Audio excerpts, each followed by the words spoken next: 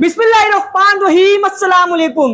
Gulf countries से हफ्ता वसूली करके अपने देश में लैंड होते ही डोनाल्ड ट्रंप ने औकात दिखा दी है और सबसे पहले स्टेटमेंट में ये कहा है कि मेरा नेतन्याहू से कोई डिस्प्यूट नहीं है। दुनिया भर में जो अफवाहें चल रही हैं सब बकवास है। ये कुछ लोगों को पागल बनाया जा रहा है तो कुछ लोगों को तसल्ली दी जा रही है कि देखो अरब वाले अब कुछ ना कुछ हीरोगिरी करके दिखाएंगे फलस्तीन के समर्थन में, लेकिन सब बकवास है। हाँ, ये जरूर सच है कि नेतन्याहू का ट्रंप से डिस्प्यूट है। नेतन्याहू ट्रंप से गुस्सा है क्योंकि मालिक को हक होता है गुलाम से गुस्सा होने का, गुलाम को कोई हक नहीं होता मालिक से गुस्सा होने का। तो जो लोग भरम में जी रहे थे या दूसरों को भरम में डाल रहे थे कि फलस्तीन के लिए अरब वाले कोई मौजूदा करके दिखाएंगे, वो तमाम के तमाम औंधे मुंह गिर चुके हैं। इसके अलावा अमेरिका पहुंचते ही डोनाल्ड ट्रंप ने एक वीडियो मैसेज जारी करके कहा है, जो आपके स्क्रीन के ऊपर है। इसमें ये कह रहे हैं कि मैंने यहूदी विरोधी गतिविधियों को स्कूल्स, कॉलेजेस और गलियों में रोकने के लिए एक्शन लिए हैं, जबकि पैसा लिया है अरब के दलालों से।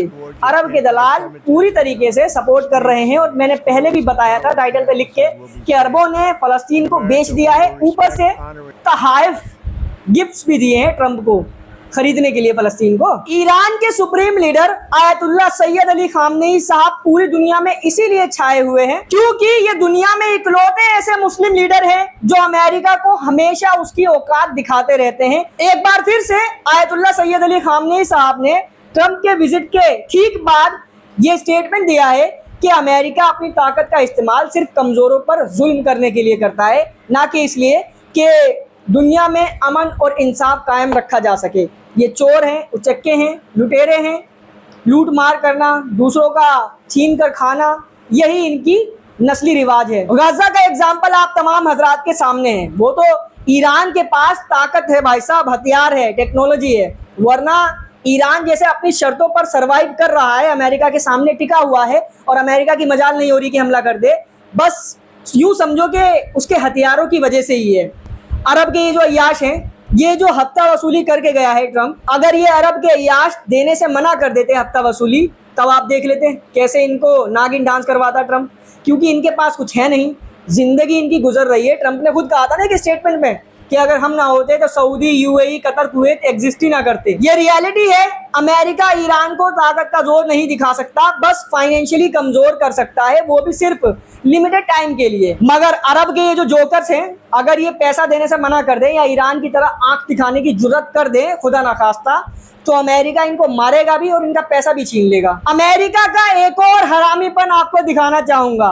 गाजा में अभी एक डील हुई थी जिसमें इजराइल को इन्वॉल्व नहीं किया था अमेरिका ने।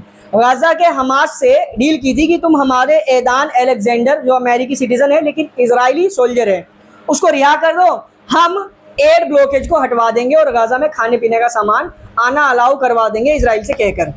एदान अलेक्जेंडर को छोड़ दिया गया, कई दिन हो चुके हैं, लेकिन अमेरिका और इजराइल ने एक बार फिर से अपना नस्ली हरामीपन दिखाते हुए अपने वादे को तोड़ दिया है। गाजा के हमास के ऑफिशियल्स ने स्टेटमेंट में कहा है कि अमेरिका ने एक बार फिर से धोखा किया है, अपना कैदी छुड़वा लिया, लेकिन गाजा में खाने पीने की एक दाना, जिसे कहते हैं ना, एक दाना, एक छोटा सा पुटलिया, वो तक नहीं भेजा गया है।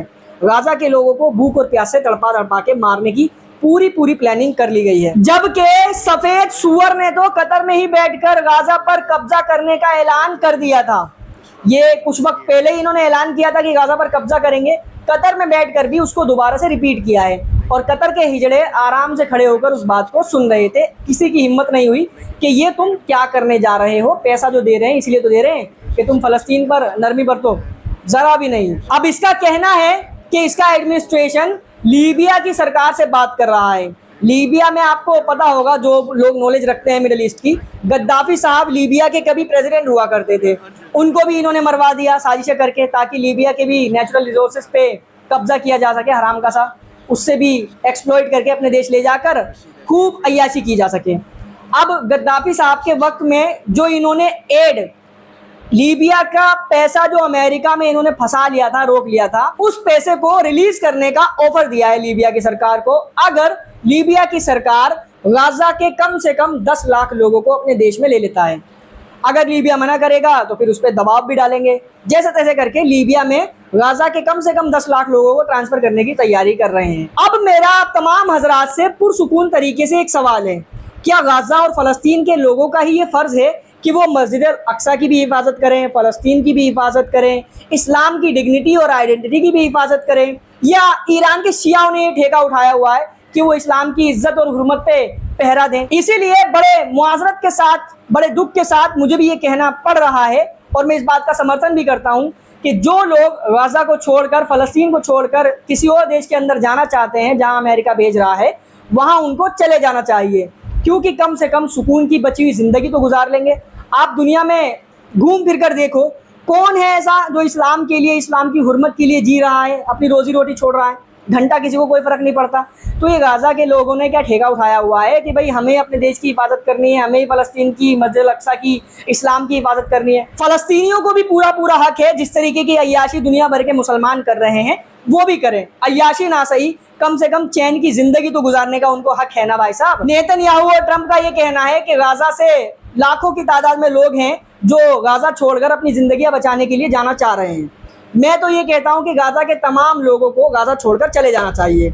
आपको थोड़ा बुरा लग रहा होगा, दुख हो रहा होगा, लेकिन असली जो मज़ा है, असली जो गेम है उसके बाद ही शुरू होगा, क्योंकि ये जो Lebanon, Syria, Iraq, Jordan, Egypt, Turkey, Saudi Arabia, UAE में बैठे हुए दलाल हैं, इन दलालों को भी ऐसा लगता है कि भाई जैसे तैसे एक ही देश तो जा रहा है, जान दो, कोई बात नहीं, निकल जाएगा, उसके बाद हम अमेरिका, इजराइल बड़े ही पुरसुकून तरीके से रहेंगे और मॉडर्नाइजेशन की तरफ बढ़ेंगे, तरक्की करेंगे, खूब नंगई वगैरह मचाएंगे, पार्टी शार्टीज करा करेंगे, जिंदगी मजे में गुजरेगी। मगर अगर आप सैयद आलम सल्लल्लाहु अलैहि वसल्लम की पेशन गोइया उठाकर देखोगे और अरबों की इस मक्कारी को उठाकर देखोगे और इजराइल के विजन को उठाकर देखोगे, इन तीनों चीज़ों को अगर आप आपस में मेल करोगे, तब आपको पता चलेगा कि असली मज़ा तो यहीं से शुरू होगा, जब रिपोर्टिंग करने में हमें भी खूब मज़ा आएगा।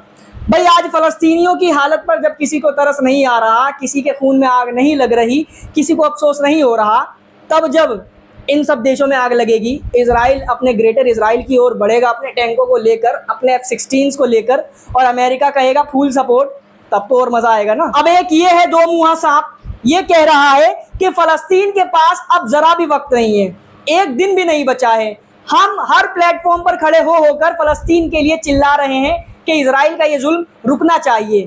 तेरा बाप रोकेगा जुल्म? तू क्या हिजड़ा है? तेरी फौज ने क्या चूड़ियां पहनी हुई है? उनके पैर भारी हैं, या तुमने सिर्फ ठेका लिया हुआ है अमेरिका और इजराइल के आगे नाचने का? अगर है सच में तेरे दिल में फ़लस्तीन का दर्द, तो मिला ईरान से हाथ। ईरान ने जो जाल बुना हुआ है अपने इत्तेहादियों के साथ मिलकर, जैसे तैसे वो फ़लस्तीनियों की मदद कर रहा है, उसमें ईरान का हाथ बटा देना तू भी। क्या तेरी औकात नहीं है? लेकिन ये झूठा, मक्कार, दो मुँहा सांप है। पाकिस्तान को सपोर्ट करने आ गया था, जैसे पाकिस्तानी मुसलमान बेचारे इस्लाम की हुर्मत के लिए लड़ रहे हैं, पता नहीं कौन सी मस्जिद के लिए लड़ रहे हैं, क्या बचाना चाह रहे हैं, लिबरलिज्म बचा रहे हैं या कुफरिया कॉन्स्टिट्यूशन के लिए लड़ रहे हैं, क्या बचाना चाह रहे हैं समझ में नहीं आया। फिर भी ये पाकिस्तानियों की तरफ से लड़ने आ गए, मगर फ़लस्तीन की तरफ से लड़ने के लिए इनकी औकात नहीं है। कोई बात नहीं, खाली हो जाने दो गाज़ा, उसके बाद तुम्हारे पिछवाड़े में भी आग लगेगी। इस वीडियो में फिलहाल इतना, इस वीडियो को शेयर करें, चैनल पर नए हैं तो सब्सक्राइब जरूर कर लें। Thank you so much for joining.